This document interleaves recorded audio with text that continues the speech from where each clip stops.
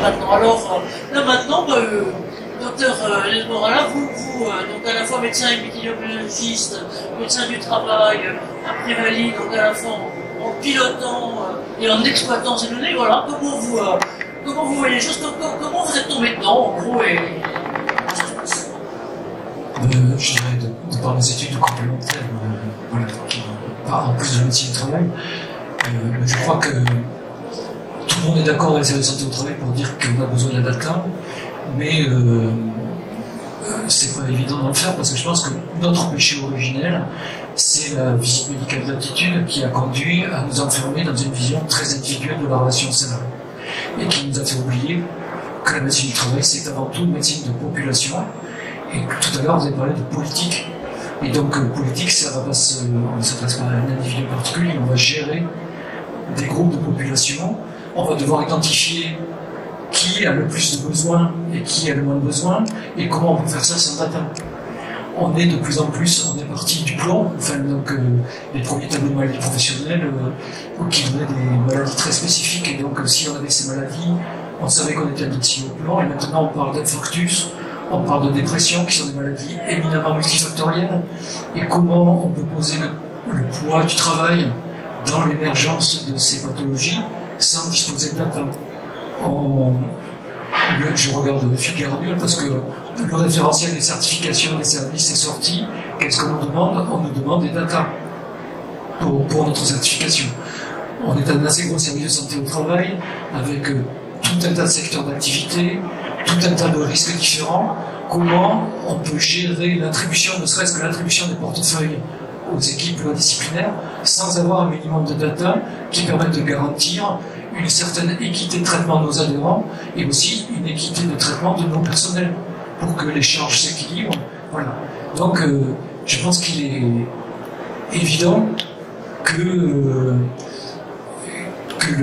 la data est indispensable et incontournable dans la vie des services de santé au travail, dans la conduite des politiques publiques, bien entendu, et dans l'alimentation du dialogue social, puisque c'est quand même aussi une finalité du COFT, de pouvoir disposer de data pour discuter et bâtir des priorités.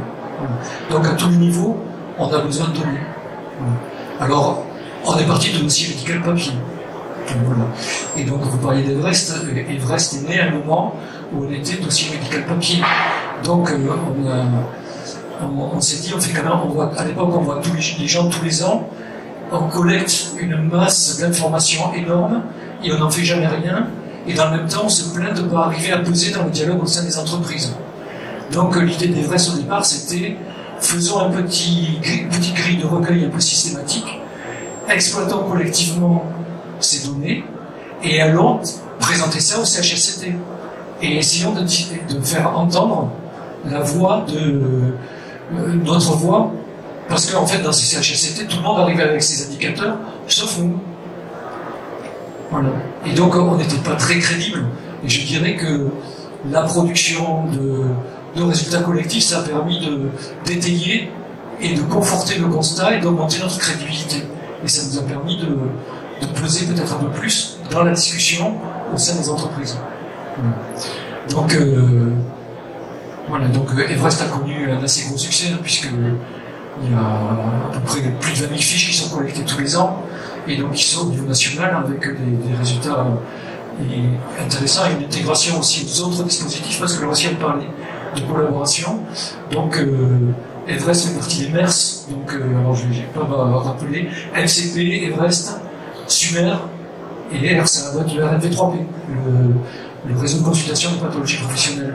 Donc tous ces dispositifs se coordonnent, essaient de voir leur complémentarité, voilà, pour ne pas non plus marcher sur les pieds, parce que collecter de la data, ça mange de l'énergie. Donc, voilà. Et dernier point avant de céder la parole, je pense que on ne peut pas collecter de la data tous azimuts. Il faut avoir un but. D'accord ? Il faut savoir quelle data collecter et pourquoi en faire a priori. Donc ça aussi c'est un point important parce qu'on ne peut pas faire du tout data. Sans ça on va se noyer ou on va épuiser les collecteurs.